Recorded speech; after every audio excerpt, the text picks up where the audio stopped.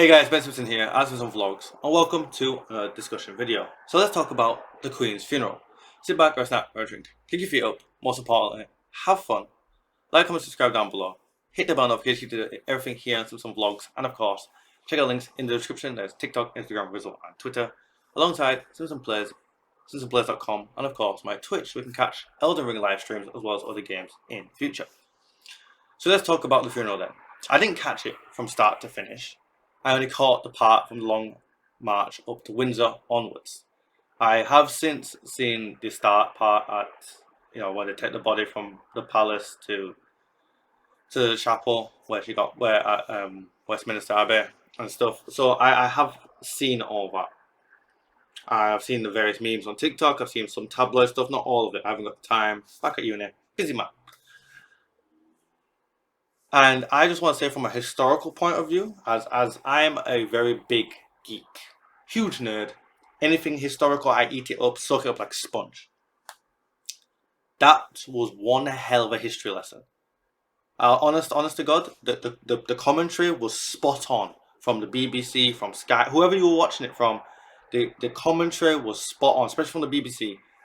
Wow, like the level of who each person was, what each regiment was, what they represent, where they're from, what's the history behind it. It's like, wow, especially from someone like me, especially because as a history nerd, I play a lot of historical games, stuff like Total War, stuff like the Paradox games, especially the Paradox games recently in the last few years with EU4 and Hoi4 in terms of the historical ones. Don't really like CK3.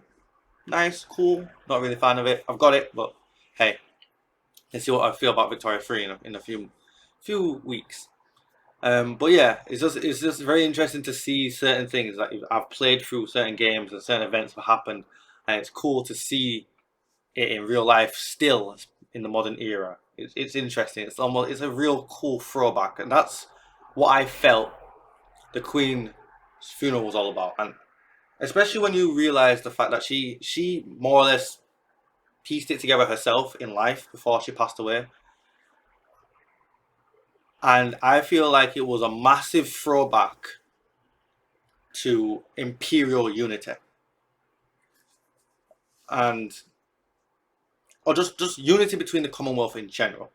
If we remove the bad stuff about being of the empire and the way and what happened to certain people, it tried to characterize, it tried to bring everybody together. You had regiments from Australia, from Canada, South Africa, Nepal, Scotland, England, Ireland. You had everybody. Everybody played their part in her funeral because she was everybody's queen. And that was the point, I believe, of all that stuff, at least at the beginning. From that bit onwards, the point of the public side of things was unity. It was all about, yes, we are a modern country and we live in modern times, and these places that were once governed in part or wholly by Britain are no longer governed. They are free to do so if they wish, but they have also free to choose to remain in the Commonwealth, and they have done so far. They have also chosen to keep the Queen as head of state, as well as, or she formerly was head of also the Commonwealth till about a year or two ago when Charles took up that part, and now obviously he's king completely. Yeah, it was all about unity. And if there's one thing the Queen represented besides duty to a nation, was unity. It's the reason she went to Balmoral. They knew she was ill for months. There was stuff, ever since the Jubilee she didn't look right. And she went to Balmoral Castle, not to Windsor, not to her home. She knew she had to go to Balmoral because the issue of Scottish independence was going to come up with the new government, was going to come up with her death. She knew that going there, being with the Scottish people, making sure that they got her parade, they got to move her body, they got to see her lying in state over there as well. was a masterstroke of unity plan for her. Even in death, she's still trying to hold up the British Isles together. It is incredible. I mean, the only better thing she could have done was try and do it in Northern Ireland. I don't know what holdings the royal family has in Northern Ireland, but honest to God, masterstroke from the Queen. I don't know if it'll work. We'll see in the long run. Well, we'll talk about what I see happening in another video, but yeah, it was incredible. It's just incredible to see certain regiments and stuff. It might be honestly the last time anybody ever sees something like that from anywhere in the world. You know, it may be the last time where you see multiple nations gathering together under one banner. You know, in a military parade like that. It doesn't happen anymore. You get joint military exercises, sure, but they're not public spectacles. They're not like military parades like you see in the East. You know, like when North Korea, China, Russia do their military parades and all that stuff. You don't see other nations involved in that really. Not until recently. And it's incredible to see Britain still be able to muster that sort of national or international might, so to say. It was honestly incredible to watch. Now, if we're going to get on to the other incredible stuff about the funeral, it was the fact that the president of the United States showed up, Biden and his wife and the first lady. They showed up along with various other world leaders around the world and dignitaries, people all over the world from all over the former Commonwealth or former empire, I should say, and still part of the Commonwealth. And it was just incredible to see how many people did turn up. Invitations was even sent apparently to the Saudi royal family, but they were not obviously going to come here with everything going on with human rights and various other things that they've been accused of. So it was more like a diplomatic gesture of, yeah, you guys can't come, but here's an invitation. There's a friendly gesture. I think even China was sent an invitation. So that was interesting. I mean, I honestly don't know if they sent one to Putin. Putin was one of the first to offer condolences when the Queen died, but it would have been very interesting if Putin had showed up in London. That would have been funny. I mean, I don't know about that one. I don't. That security nightmare would be incredible. But hey, that's a story for a different time. Also, obviously the president showed up and he was allowed to fly his own private helicopter. Marine 1, 2, and 3 were in tow, as they usually do. The Beast and Beast 2 were in tow to drive him privately, whereas everyone else more or less took a communal transport. It was very interesting. A lot. I can't imagine the security headache. If I was in charge of security on that day, nobody dying, even if someone got shot, nobody dying is an A star, because that's crazy. There's people from everywhere there. There is a whole shit that could go wrong. Some people are there that don't even like each other. Like anything could have gone down. Like, oh my god. But thank God, and nothing happened. There's no heckling this time that I'm aware of. Obviously, with the death, we've already talked about this in other videos. People's attentions are on the royal family and why we still have one, especially considering the scandals and stuff that have come out over the last few years. Andrew, Harry, a few more years back, Charles himself. So it was interesting, but we got through the funeral and stuff like that. So that was good. It was good to see. Obviously, moving on to the more emotional parts of the funeral. Wow, honestly, from the moment the long march started, from the moment I got to my grandma's auntie's, where me and my girlfriend ended up going to watch it, went to visit my grandma, and wanted to see the funeral as well at the same time, and obviously they were watching it. Auntie's a big historical nerd like me, and Grandy's is just any occasion. You know, she loves watching the news. As you know, old people in it, they watch the news a lot, and obviously, I mean, the Queen's been Queen as long as Grandy's has ever been in the country. So yeah, she was definitely going to watch that. I mean, some people, I mean, it was incredible to see on TV that some people, my grandma's age, had gone and camped out overnight to be there and watch the Queen go past them. I mean, it's just incredible.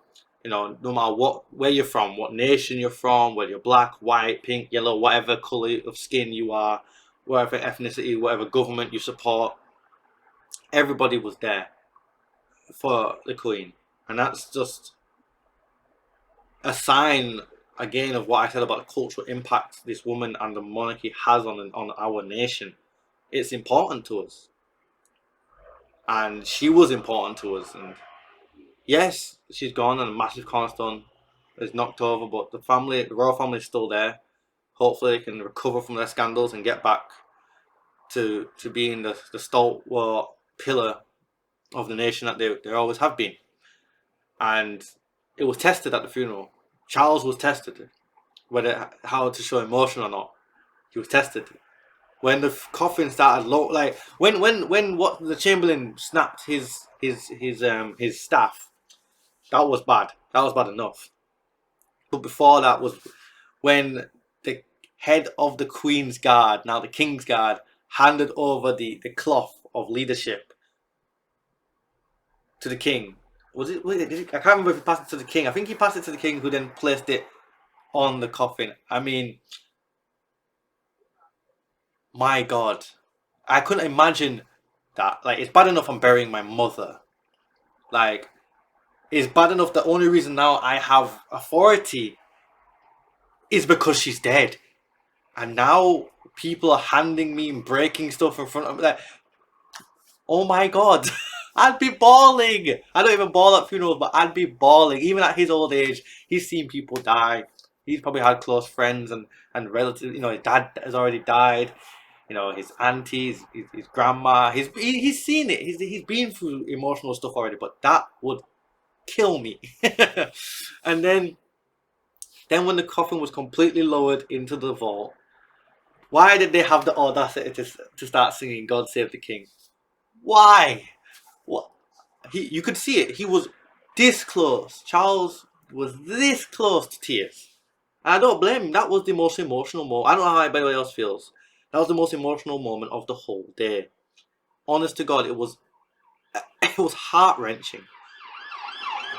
It was so bad. But I can't. Mourning publicly is bad enough. Grieving publicly is bad enough.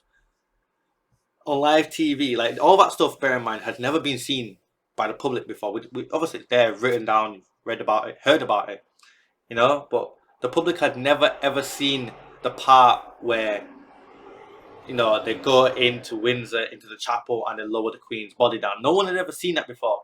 So I imagine people around the nation, around the globe, were crying for Charles, whether they like him or not. He's a person, he's a son, and that is his mother that has just been thinking, and now they're singing to him like nothing's happened. Obviously, it was an emotional scene. Like, it wasn't all cheery, clapping and whatever shit. Everyone was very emotional as they sung it. But heavy is the crown. Heavy is the head that wears the crown. Honest to God, because I wouldn't want that. Being royalty is not for me. Not after watching all that. God no, because you're not allowed to show no emotion until the private one. You know, that was the private public affair. You know, the one where the cameras are there.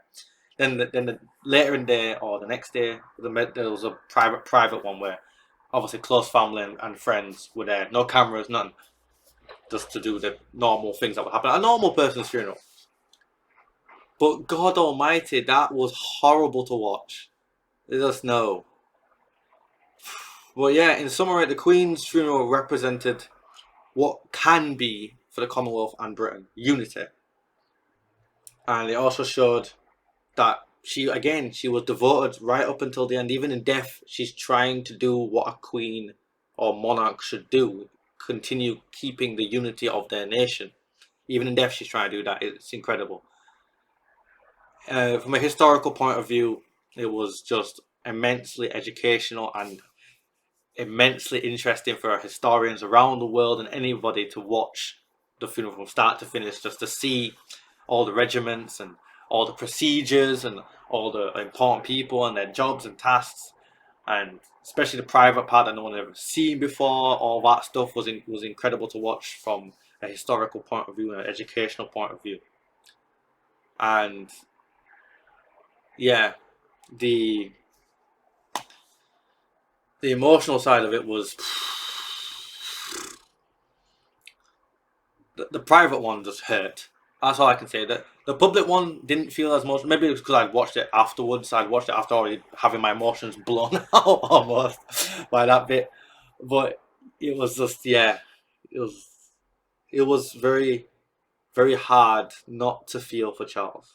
And I can't imagine if you were that caught up in your self in the righteousness of not having a monarchy and whatever, then I don't know for you, man. Like, I don't know if you're even human if you didn't feel something sorry for Charles right then and there during all that part where the cloth was handed over, the snapping of the staff, and the national anthem. It was just, that was hard for anybody. So yeah, that was the Queen's funeral, and I'll cover the coronation at some point when it happens.